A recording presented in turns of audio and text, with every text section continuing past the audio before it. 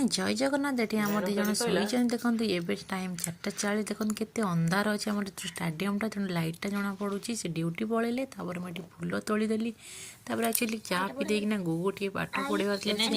कटक जीव तो माई घर को तो मुझे 2 घंटा पाठ पढ़ते ये मो पु शोचे पुनः उठिनी आम दिज माँ झी उपमा खाईदेलु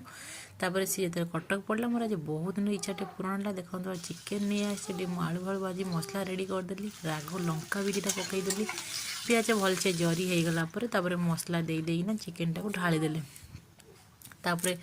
चिकेन को भल भाव कषि कासिक गोले गाड़े देली एक्चुअली आलूटा पकईदेली मटन आगे आलू पड़े कि चिकेन आगे आलू पड़े मुझे सब कन्फ्यूज हो जाए आपण मैंने यहाँ कमेंट रे कहे आगे कौन चिकेन आगे चिकेन पड़ेनि कि आगे आलू पड़े फाइनाल तरकारी रेडी करदेली मोपाई बाड़ी नहीं गली काकुड़ सालाड अलग प्रकार आज करदेली देखो वीडियो भल लाइक शेयर क्या चिकेन भल लागे कमेंट रे निहाती कहे रही।